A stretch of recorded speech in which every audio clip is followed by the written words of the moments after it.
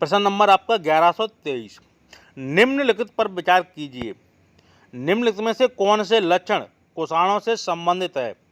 1, उन्होंने स्वर्ण मुद्राएं जारी की थी। 2, उनका चीनी शासकों के साथ संघर्ष हुआ था। 3, उन्होंने शिल्प की गांधार शैली का सामान्यता अपनाया था। डी, मथुरा में एक देवकुल की स्थापना की गई थी। तो नीचे दिए गए कूट का प्रयोग कर सही उत्तर चुनिए। तो आपको बताना है कौन से इसमें सही है। तो प्रश्न आपका क्या है? निम्नलिखित में से कौन से लक्षण कुषाणों से संबंधित है? तो प्रश्न एक क्या है आपका ऑप्शन? उन्होंने स्वर्ण मुद्राएं जारी की थी, ये सही है आपका। दूसरा, उनका चीनी शासकों के साथ संघर्ष हुआ था, ये भी बात आपकी सही है। उन्होंने शिल्प की गांधार शैली को सामान्यता अपनाया था, ये भी सही है।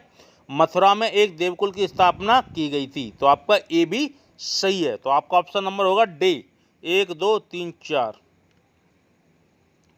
अगला प्रश्न, निम्न कथनों पर विचार कीजिए। 1, अंतिम मौर्य शासक बृहद्रथ की हत्या उसके प्रधान सेनापति पुष्यमित्र शुंग ने की थी। 2, अंतिम शुंग राजा देवभूत की हत्या उसके ब्राह्मण मंत्री वासुदेव कंडव ने की और उसके राज सिंहासन का हथिया लिया। 3, आंध्र ने कंडव राजवंश के अंतिम शासक को पदवंचित किया था। तो इन कथनों में से कौन से सही हैं आपके? तो आपके सही हैं 1, 2, 3, तीनों सही है। तो अंतिम मौर्य शासक बृहद्रथ की हत्या उसके प्रधान सेनापति पुष्यमित्र शुंग ने की थी, ये बात आपकी बिल्कुल सही है। दूसरा क्या है? अंतिम शुंग राजा देवभूत की हत्या उसके ब्राह्मण मंत्री वासुदेव कंडव ने की थी, उसके राज सिंहासन को हथिया लिया, ये भी बात आपकी सही है। तीसरा क्या है? आंध्र ने कंडव राजवंश के अंतिम शासक को पदवंचित किया था, तो ये आपके तीनों ही सही है। अगला प्रश्न, भारत में तिथि युक्त सिक्कों का प्रारंभ किसने किया था? रुद्र सिंह प्रथम ने, रुद्रदामन ने, रुद्रसेन प्रथम ने, स्कंदगुप्त ने। तो भारत में तिथि युक्त सिक्कों का प्रारंभ किसने किया था? तो वो आपको प्रारंभ किया था रुद्रदामन ने। अगला प्रश्न, निम्न कथनों पर विचार कीजिए। कथन 1, कुषाण फारस की खाड़ी और लाल सागर से होकर व्यापार करते थे, कारण उनकी स्वसंगठित नौसेना उच्चकोटि की थी। तो उपर्युक्त के संदर्भ में निम्न में से कौन सा एक सही उत्तर है? कूट करके आपको बताना है, कारण कथन दोनों सही है या कारण सही है या कथन सही है। तो आपको बताना है कौन सा सही है। तो आपका सही है कथन, कुषाण फारस की खाड़ी और लाल सागर से होकर व्यापार करते थे, ये बात आपकी बिल्कुल सही है। कारण क्या है? उनकी स्वसंगठित नौसेना उच्च कोटि की थी, तो ये बात आपकी सही नहीं है। आपका ऑप्शन नंबर होगा सी, ये सही है परंतु आर गलत है। अगला प्रश्न, नीचे दो वक्तव्य दिए गए हैं, एक को कथन और दूसरे को कारण कहा गया है। कथन क्या है आपका? गौतमी पुत्र सातकर्णी चातुर्वर्ण व्यवस्था का विरोधी था, कारण गौतमी पुत्र सातकर्णी ने बौद्ध भिक्षुओं को संरक्षण प्रदान किया। उपरोक्त दो कथनों के संदर्भ में निम्नलिखित में से कौन से एक सही है? तो आपको बताना कौन सा एक सही है। तो आपका सही है डी, कथन आपका गलत है और कारण आपका सही है। तो कथन क्या है? गौतमी पुत्र सातकर्णी चातुर्वर्ण व्यवस्था का विरोधी था, ये बात आपकी गलत है। कारण क्या है? गौतमी पुत्र सातकर्णी ने बौद्ध भिक्षुओं को संरक्षण प्रदान किया था, तो ये आपका सही है। तो आपका ऑप्शन नंबर होगा डी, कथन गलत है और कारण सही है। अगला प्रश्न, कूट से सही उत्तर का चयन कीजिए। कथन, बुद्ध की तरह कुछ कुषाण सिक्कों पर एक जैन तीर्थंकर अंकित है, कारण कुषाण काल में मथुरा जैन धर्म का बड़ा केंद्र था। तो कूट करके आपको बताना है कौन सा इसमें सही है। तो कथन क्या है? बुद्ध की तरह कुछ कुषाण सिक्कों पर एक जैन तीर्थंकर अंकित है, तो ये आपका गलत है। कारण क्या है? कुषाण काल में मथुरा जैन धर्म का बड़ा केंद्र था, ये बात आपका बिल्कुल सही है। कुषाण काल में जैन धर्म का सबसे बड़ा केंद्र कौन था आपका? मथुरा। तो आपका डी, ये गलत है किंतु आर सही है। अगला प्रश्न आपका 1129, इसमें आपका थोड़ा कठिन कट गया है, चलो हम आपको पढ़ के सुनाते हैं। निम्नलिखित वक्तव्य पर विचार कीजिए तथा नीचे कूट से सही उत्तर का चयन कीजिए। कथन है आपका, यज्ञ सातकर्णी ने अपने सिक्कों पर जहाज का अभिप्राय अंकित करवाया। कारण, दूर के देशों के साथ सातवाहन राज्य का सघन समुद्री व्यापार चलता था। तो कूट करके बताना आपको कौन सा सही है। तो कथन आपका क्या है कि यज्ञ सातकर्णी ने अपने सिक्कों पर जहाज का अभिप्राय अंकित करवाया। ये बात आपकी बिल्कुल सही है। कारण, दूर के देशों के साथ सातवाहन राज्य का सघन समुद्री व्यापार चलता था, इसलिए किसने करवाया था?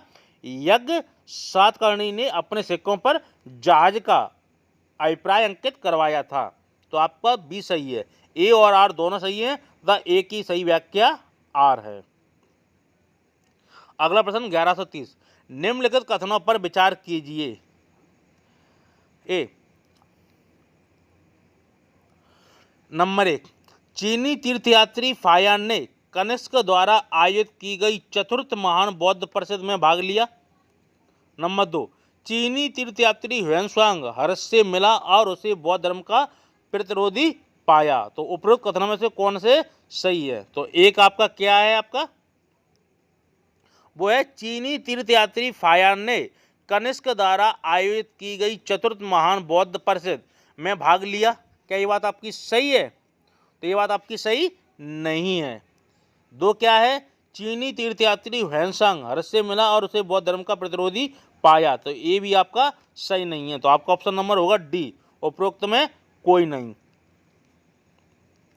अगला प्रश्न आपका 1131, शक संवत प्रारंभ होता है 58 ईसा पूर्व से, 78 ईस्वी से, 120 ईस्वी से, 320 ईस्वी से। तो शक संवत प्रारंभ होता है तो होता है आपका 78 ईस्वी से, 78 एडी। अगला प्रश्न आपका 1132, कुषाण शासक कनिष्क का राज्याभिषेक किस सन में हुआ था? तो 101 एडी में, 178 बीसी में, 58 बीसी में, 78 एडी में। तो कुषाण शासक कनिष्क का राज्याभिषेक किस सन में हुआ था? तो वह हुआ था आपका डी, 78 एडी में। इसी वजह से क्या हुआ था? शक संवत प्रारंभ हो गई थी। अगला प्रश्न 1133, कनिष्क के सारनाथ बौद्ध प्रतिमा अभिलेख की तिथि क्या है? 81 ईस्वी सन, 78 ईस्वी सन, 98 ईस्वी सन, 121 ईस्वी सन। तो कनिष्क के सारनाथ बौद्ध प्रतिमा अभिलेख की तिथि क्या? तो तिथि आपकी क्या है? वह है ए, 81 ईस्वी सन। अगला प्रश्न है 1134, कनिष्क कालीन व्यापार की जानकारी किस पुस्तक से मिलती है? बुद्धचरित से, सौंदरानंद से, अवदान शतक से, दिव्यावधान से। तो कनिष्क कालीन व्यापार की जानकारी किस पुस्तक से मिलती है? तो मिलती है आपकी नंबर सी, अवदान शतक से। अगला प्रश्न है 1135, निम्नलिखित में से किसके राज्य के अंतर्गत खरपल्लाण तथा बनस पर दो क्षत्रप शासन करते थे? नंबर 1 कडफिस प्रथम, number b Kanishka, number c कालफण द्वितीय, नंबर डी हर्विष्क। तो प्रश्न आपका क्या है 1135, निम्नलिखित में से किसके राज्य के अंतर्गत खरपल्लाण तथा बनस पर दो क्षत्रप शासन करते थे? तो वो करते थे आपके बी, कनिष्क के शासन के अंतर्गत।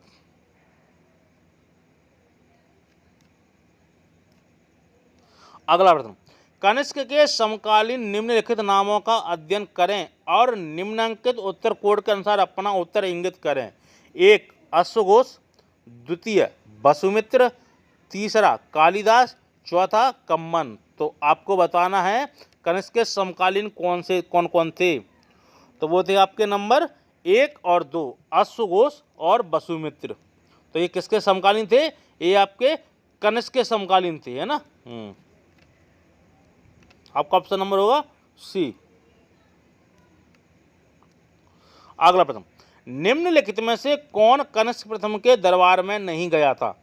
पार्श्व, भवघोष, वसुमित्र, विशाखदत्त। तो निम्नलिखित में से कौन कनिष्क प्रथम के दरबार में नहीं गया था? तो वह नहीं गया था आपका कौन? डी विशाखदत्त।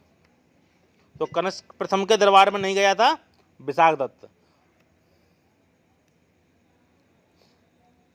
अगला प्रश्न, काव्य शैली का प्राचीनतम नमूना किसके अभिलेख में मिलता है? अशोक के, काठियावाड़ के, रुद्रदामन के, राजेंद्र प्रथम के, उपरोक्त में कोई नहीं। तो काव्य शैली का प्राचीनतम नमूना किसके अभिलेख में मिलता है?